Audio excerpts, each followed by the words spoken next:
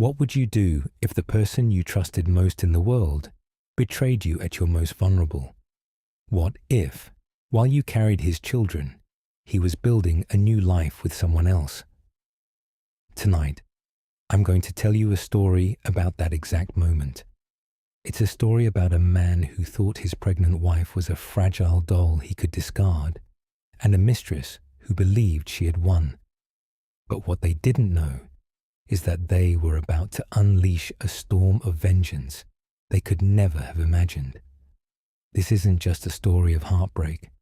It's a story of how a woman, pushed to the absolute edge, meticulously dismantled the empire of the man who wronged her, leaving him with nothing but the ashes of his arrogance. Stay with me, because what happens next will not only shock you, it will empower you.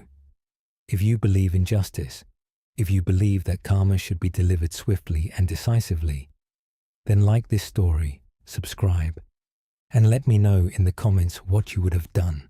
Let me take you back to the beginning. The scent of lavender and lemon oil filled our home. It was my sanctuary, a carefully curated world of soft neutrals and warm light, a fortress against the harsh angles of the city outside our penthouse windows.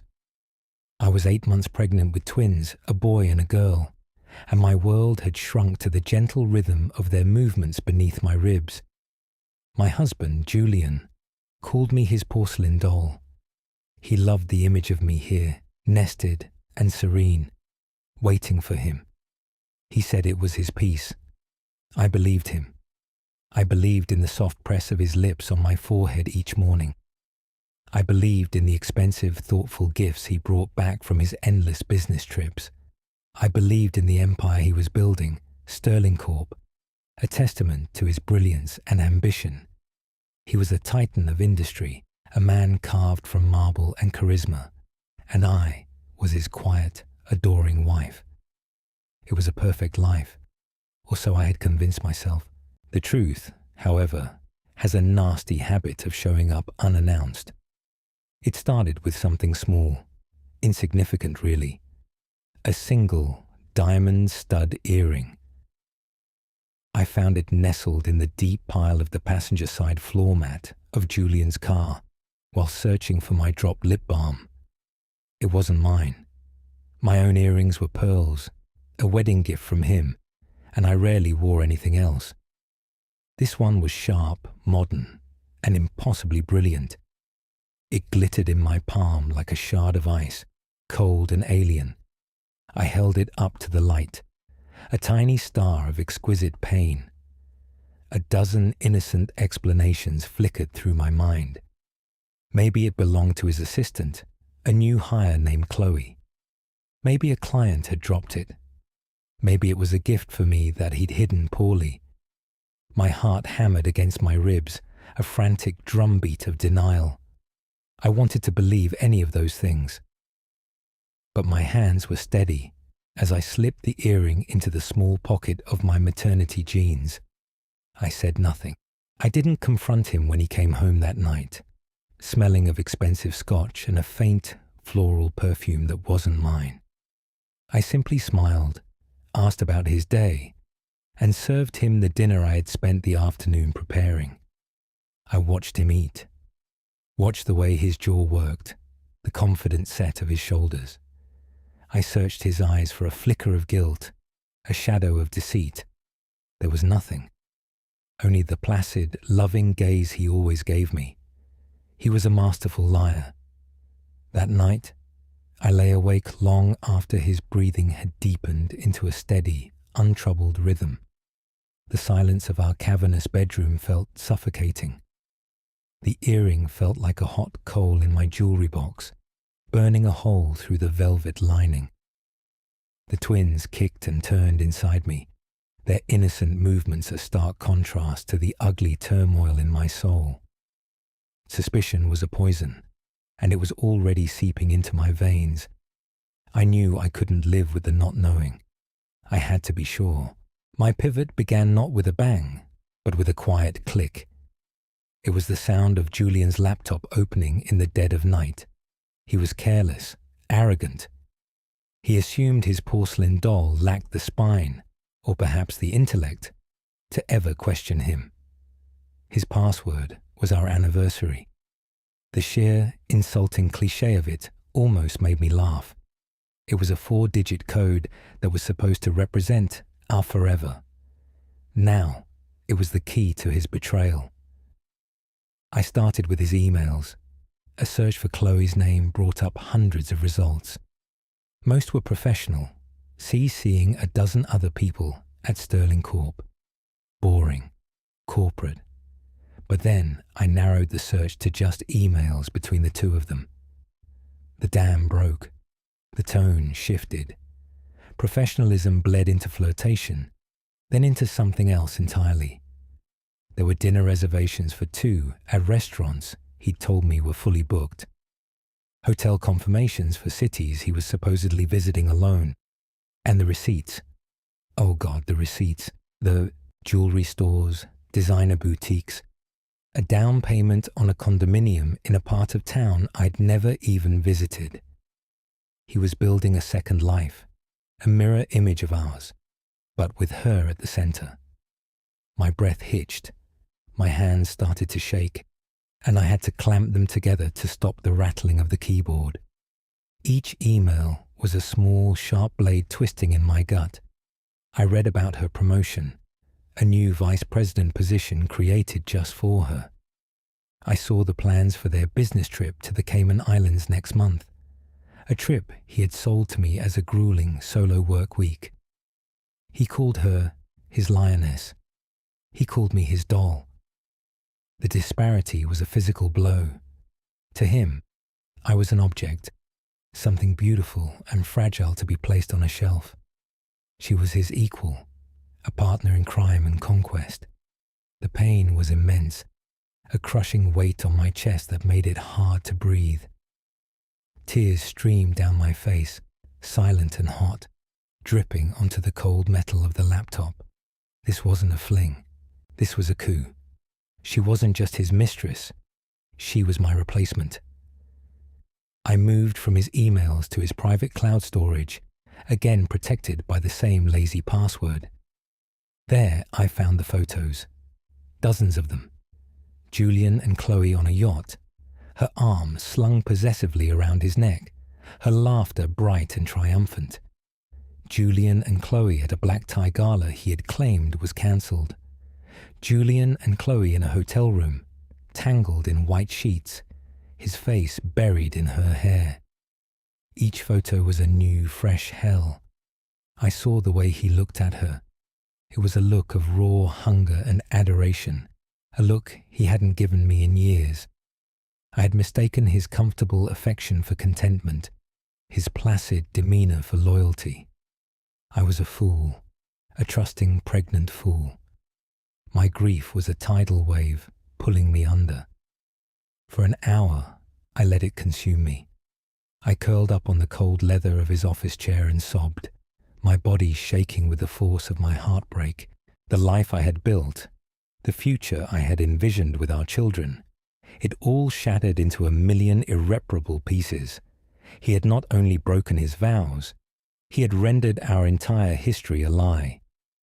But as the first hint of dawn began to soften the edges of the city skyline, something inside me shifted.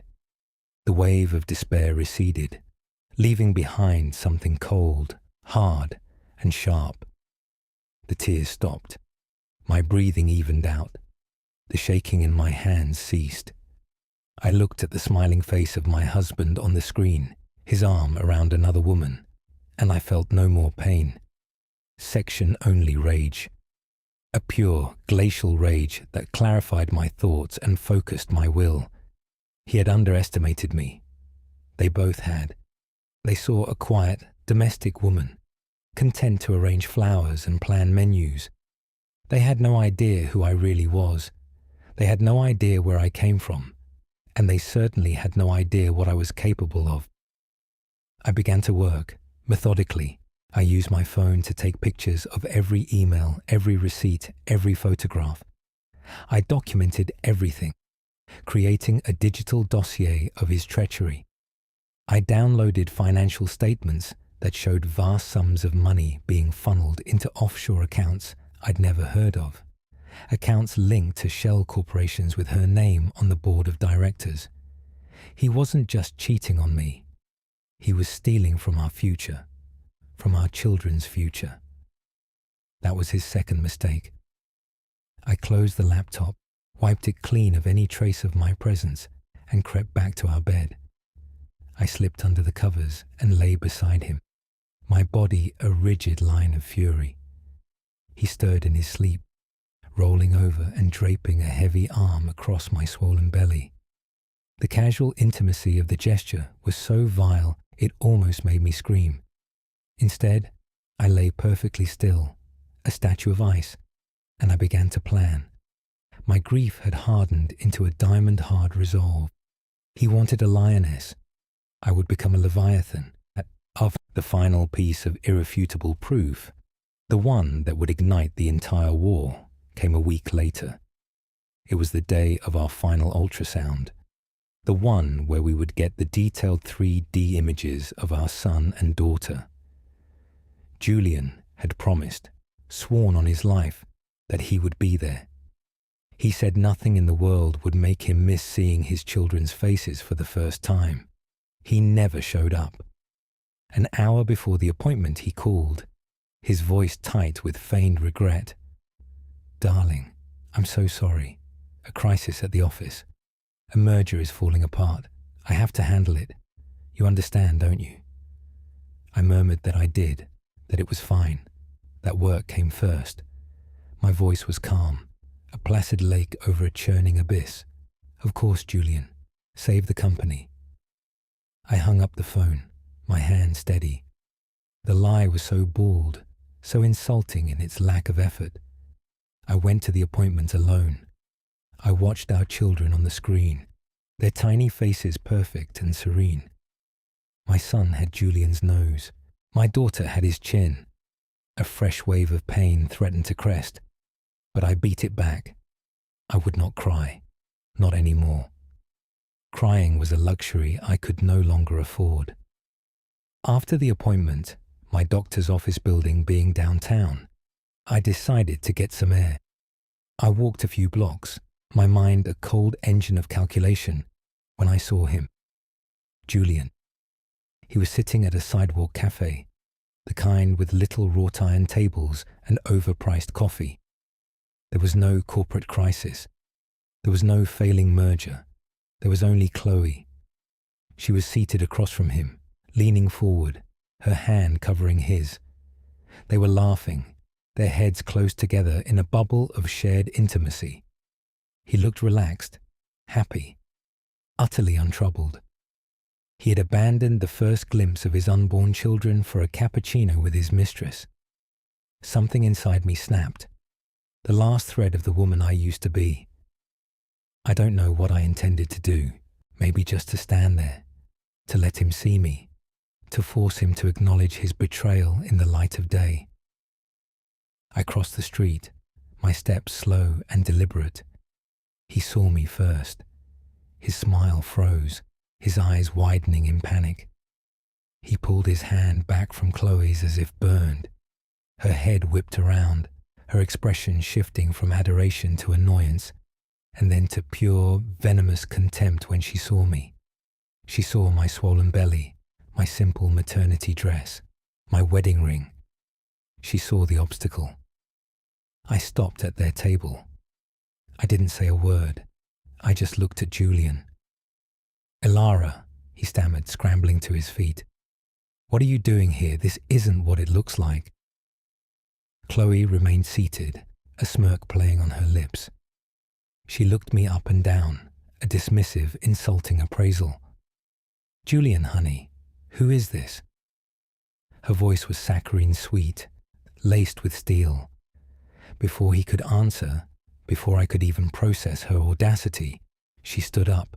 She was tall, sleek, dressed in a crimson power suit that screamed ambition. She stepped between me and Julian, a human shield of arrogance. "You need to leave," she said, her voice dropping to a low hiss. "Whatever little drama you think you have, this is not the time or the place. I still hadn't spoken. I was looking past her at my husband's pale, cowardly face. And then she did it. Maybe she thought I was weak.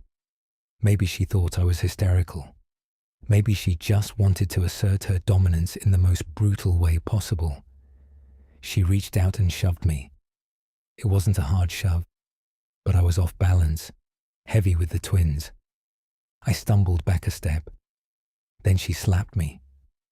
The crack echoed in the sudden silence of the cafe patio. My head snapped to the side, my cheek stinging. A collective gasp went through the other patrons. The sheer, unmitigated gall of it was breathtaking. To be struck, in public, by the woman my husband was sleeping with, while I carried his children. Julian just stood there, paralyzed by his own cowardice. He did nothing. He said nothing. In that moment, everything I had ever felt for him died. It wasn't a slow death. It was an execution.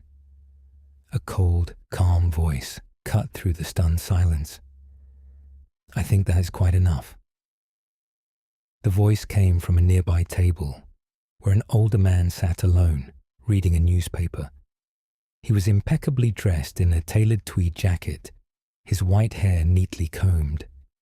He slowly folded his paper, placed it on the table, and rose to his feet. He had an air of quiet, formidable power that made everyone, including Chloe, turn to look. Chloe scoffed.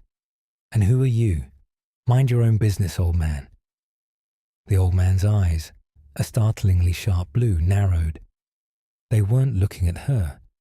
They were fixed on me, and in them I saw a familiar, protective fire I hadn't seen in 20 years. He walked towards us, his movements unhurried but deliberate. He stopped beside me, placing a gentle, steadying hand on my arm. "Elara," he said, his voice soft but resonant. "Are you all right, my dear?" Julian's face went from pale to ghostly white. He stared at the old man as if he had seen an apparition.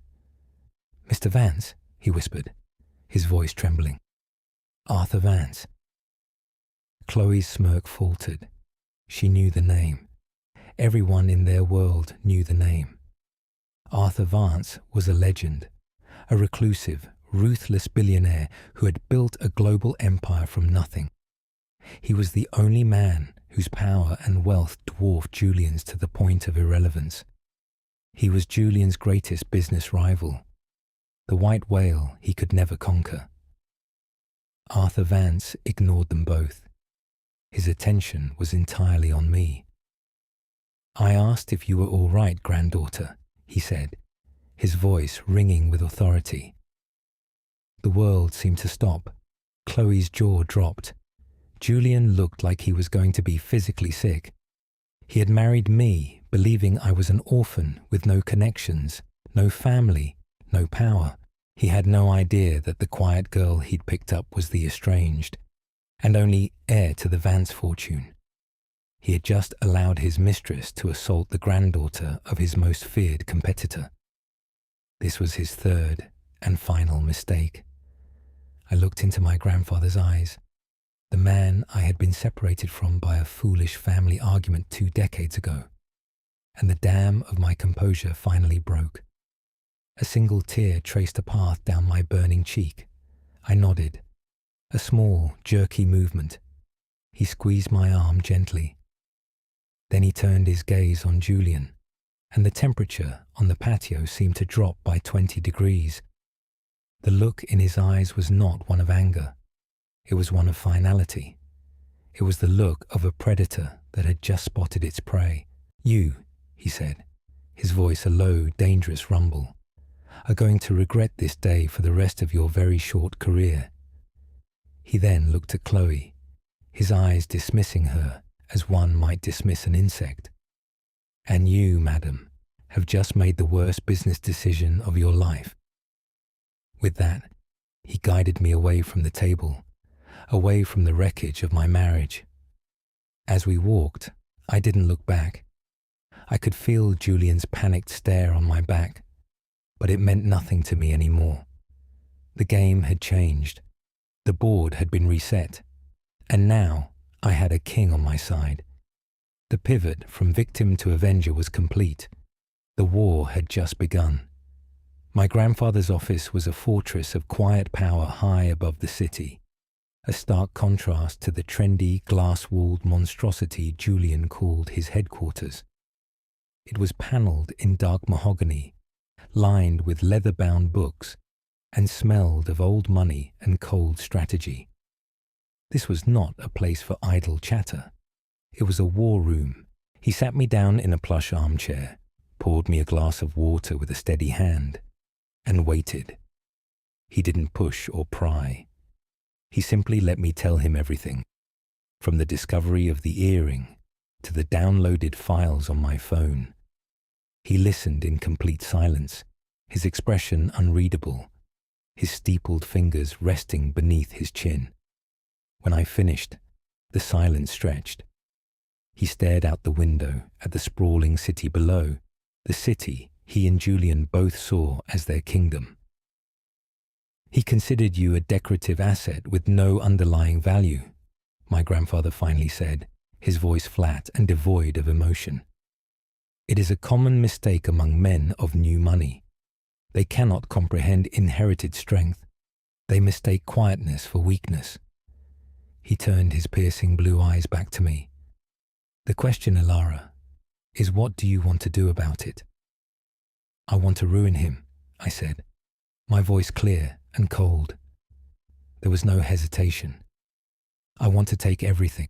The company he built on our money, the reputation he polishes so carefully, the future he stole from me and has tried to give to her.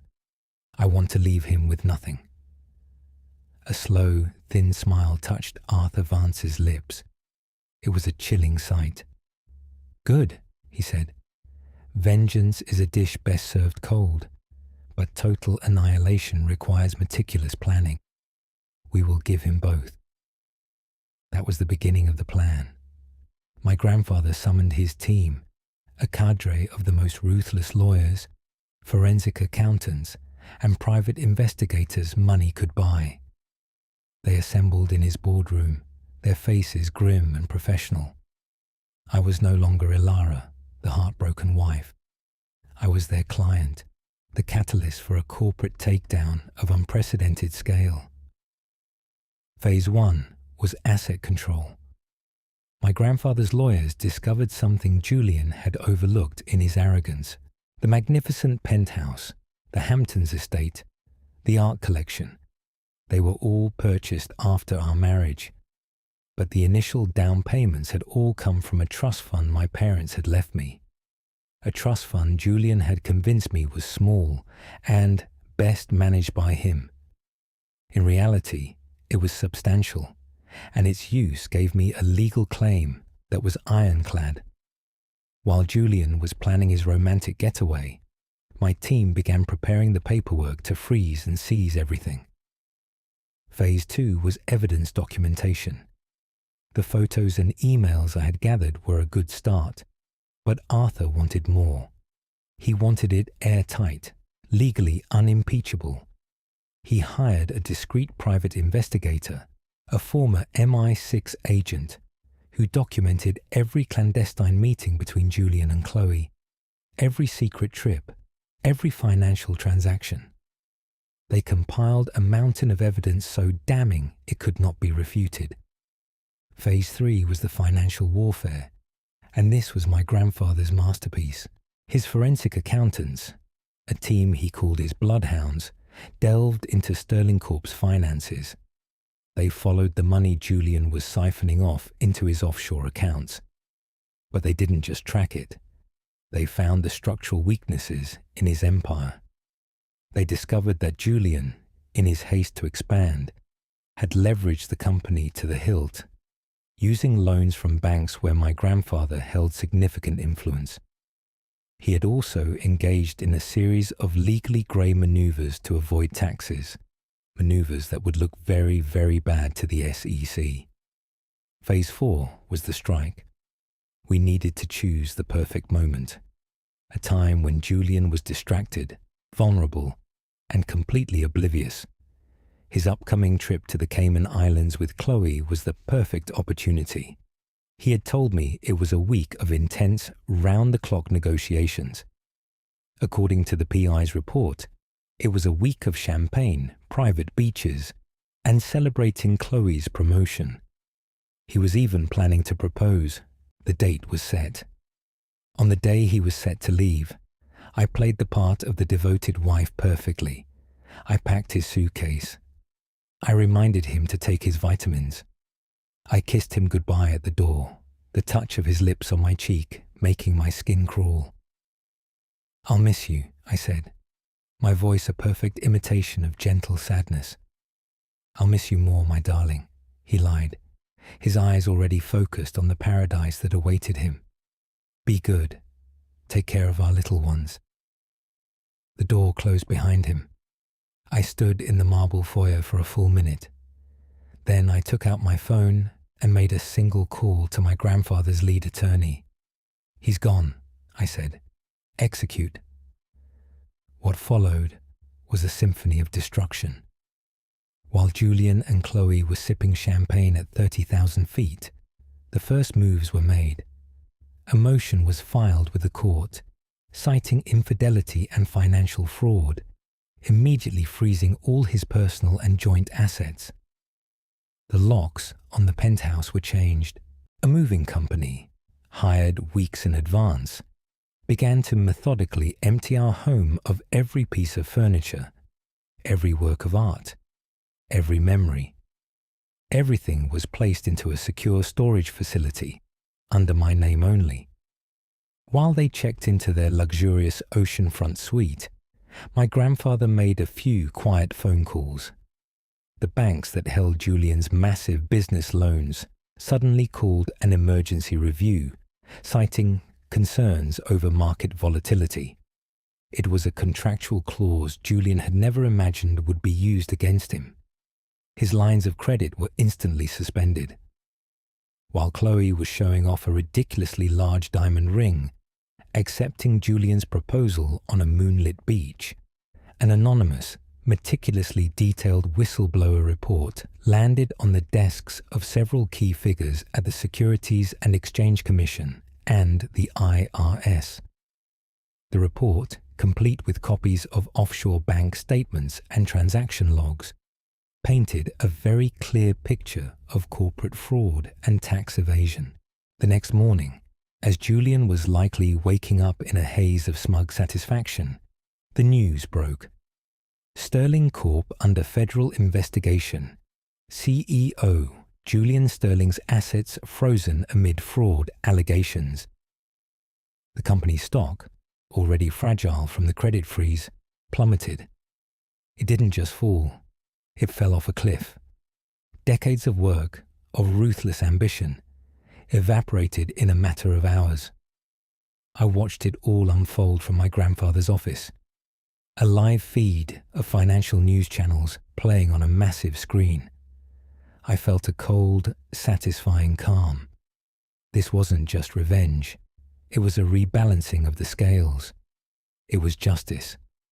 Julian's world collapsed while he was trapped in a tropical paradise with no way out. His corporate cards were declined. His personal accounts were inaccessible. The first he knew of the true extent of the catastrophe was when the hotel manager, with a regretful smile, informed him that his method of payment was no longer valid and they would require a new one for their $10,000 a night suite. His panicked calls to his office went unanswered. His calls to his lawyers were met with stony silence.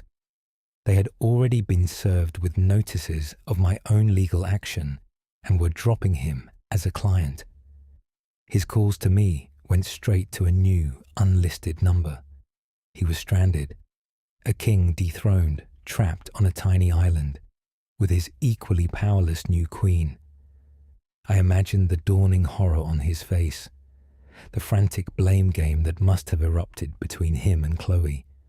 Her dream of marrying a titan of industry had turned into a nightmare of being shackled to a penniless fugitive.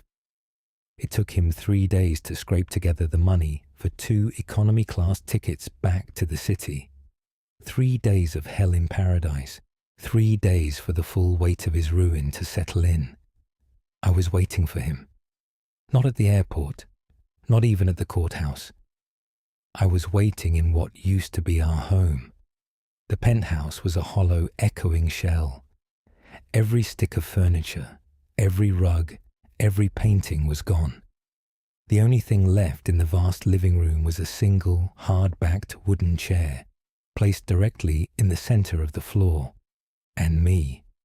He used his old key, fumbling with the lock, expecting to find his sanctuary. Instead, he found a tomb. He stepped inside, Chloe trailing nervously behind him, and froze.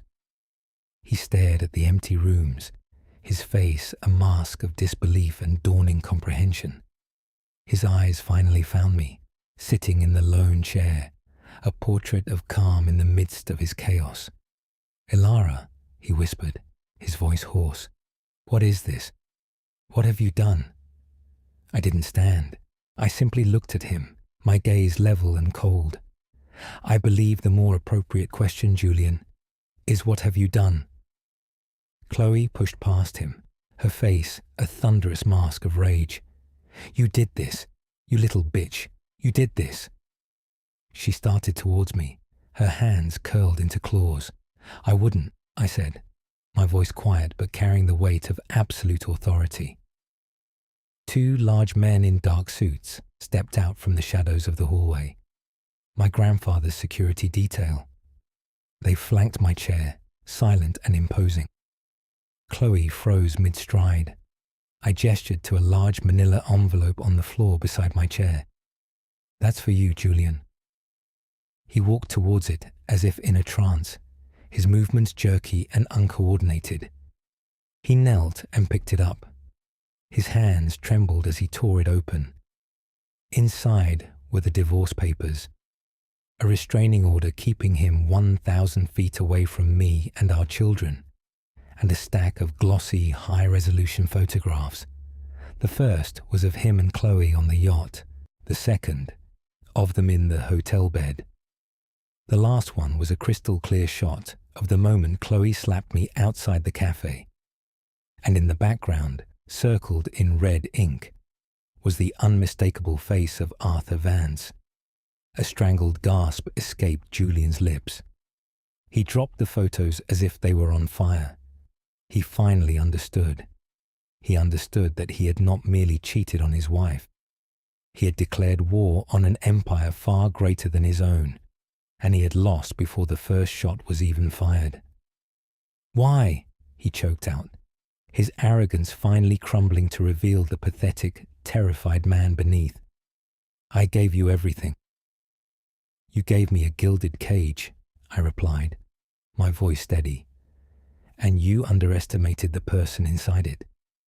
You thought I was a porcelain doll, Julian. Fragile, empty, an object to be admired and then discarded."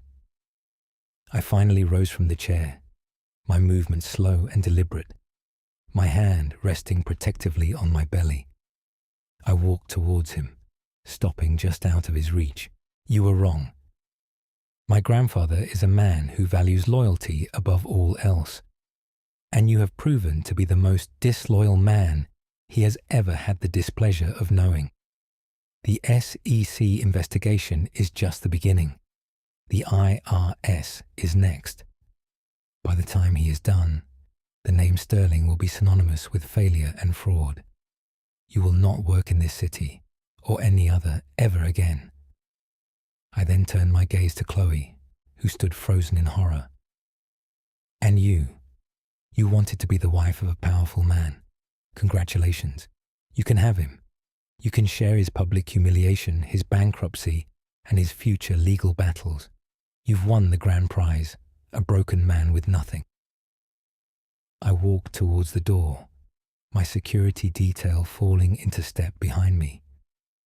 At the threshold, I paused and looked back one last time at the two of them, standing in the ruins of the life they had tried to steal.